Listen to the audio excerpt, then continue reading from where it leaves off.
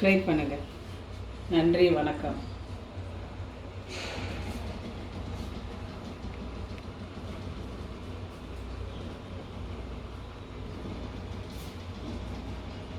நம்ம எங்கள் ஊர் செட்டிநாடு ஸ்டைலில் கோழி குழம்பு வைக்கிறோம். அதை பாருங்கள் எப்படி செய்யலான்னு.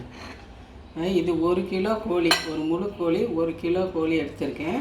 இதுக்கு முதல்ல அரைக்கிறதுக்கு 2 ஸ்பூன், இந்த ஸ்பூனில் 2 ஸ்பூன் மிளகு, 1 ஸ்பூன் சோம்பு, 1 ஸ்பூன் சீரகம், இந்த மாதிரி மஞ்சள் துண்டு எடுத்து இதையும் அரைக்க எடுத்துக்கோங்க. இது ரொம்ப நல்லது கோழி குழம்புக்கு. இது மாதிரி ஒரு நல்ல பெரிய வெங்காயம் எடுத்து அரைக்கிறதுக்கு இது எல்லாத்தையும் சேர்த்து அரைச்சி எடுத்துக்கணும் மசாலாவை. அதாவது இதுக்கு பதிலாக சின்ன வெங்காயம் இருந்துச்சுன்னா ஒரு 10-15 வெங்காயம் அரைச்சி வச்சுக்கோங்க. அதுக்கப்புறம்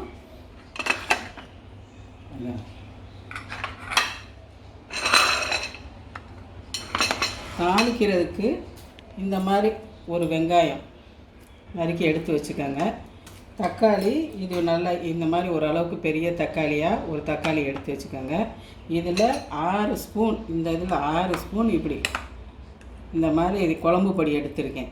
அதை எடுத்துக்கோங்க. 1/4 ஸ்பூன் மஞ்சத்தூள் எடுத்துக்கோங்க. அதுக்கப்புறம் தாளிக்கிறதுக்கு சோம்பு, சீரகம், வெந்தயம், இதுதான் நம்ம தாளிக்கிறதுக்கு. இப்போ இந்த மிளகு சீரகம் எடுத்து வச்ச வெங்காயம் அதை இப்படி இந்த மாதிரி அரைச்சி எடுத்து வச்சுக்கோங்க. இப்போ நம்ம இதில் இந்த மஞ்சள் 1/4 டீஸ்பூன் அரைச்சதுக்கும் எடுத்துருக்கோம். இதில் கொஞ்சம் ஒரு 1/4 டீஸ்பூன் மஞ்சள் தூள், அதுக்கடுத்து இதுக்கு தேவையான உப்பு போட்டுக்கோங்க. உப்பு போட்டுக்கோங்க. அதுக்கப்புறம் இந்த மசாலா, மிளகு மசாலா இதையும் போட்டு, அதுக்கப்புறம் இந்த 6 ஸ்பூன் குழம்பு பொடி,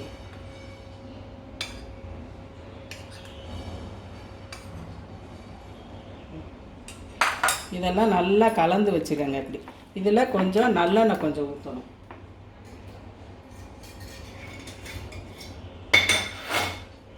இந்த மாதிரி ஒரு கையால் இல்லை 2 ஸ்பூன் நல்லெண்ணெய் எல்லாம் சேர்த்து நல்லா கலந்து வச்சுக்கோங்க. இந்த மாதிரி கலந்து வச்சுக்கோங்க. இதுக்கு தேங்காய் எதுவும் போட வேண்டாம், இஞ்சி பூண்டு எதுவும் போட வேண்டாம். இதுதான் செட்டிநாடு ஸ்டைலில் வைக்கிற கோழி குழம்பு. அதனால் அதெல்லாம் எதுவும் சேர்க்காதீங்க.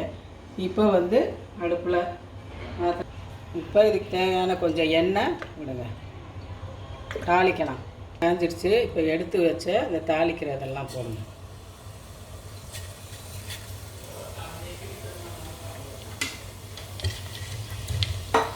அடுத்து இந்த வெங்காயம், அடுத்து இந்த தக்காளி போட்டு வதக்குங்க. இப்போ வெங்காயம் தக்காளி நல்லா வதங்கிடுச்சு. இப்போ இந்த சிக்கனை போட்டு நல்லா வதக்குங்க. அந்த மிளகாப்பொடி பச்சை வாசனை எல்லாம் போகிற அளவுக்கு நல்லா வதக்கணும்.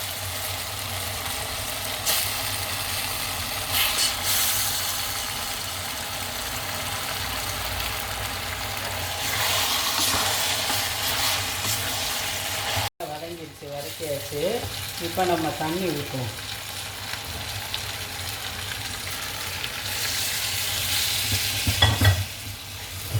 நல்லா நிறைய இருக்குது. இந்த அளவு முங்குற அளவுக்கு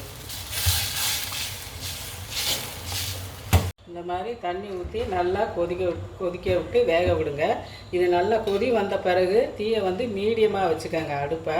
இது கொஞ்சம் காரமாக தான் இருக்கும். உங்களுக்கு காரம் குறைச்சி வேணும்னா அந்த குழம்பு பொடியோ மிளகோ கொஞ்சம் குறைச்சி போட்டுக்கோங்க. இது ஆனால் நல்லாயிருக்கும்.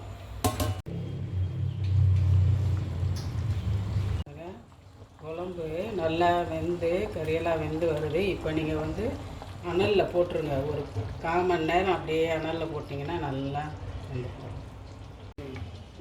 கோழி குழம்பு ரெடி ஆயிடுச்சு. இப்போ நீங்கள் அடுப்பை ஆஃப் பண்ணிடுங்க. இந்த மாதிரி செட்டிநாடு கோழி குழம்பு ரெடி ஆயிடுச்சு. நீங்களும் செஞ்சு பாருங்கள், ரொம்ப நல்லாயிருக்கும். இந்த வீடியோ உங்களுக்கு பிடிச்சிருந்தா லைக் பண்ணுங்கள், ஷேர் பண்ணுங்கள், சப்ஸ்கிரைப் பண்ணுங்கள். நன்றி, வணக்கம்.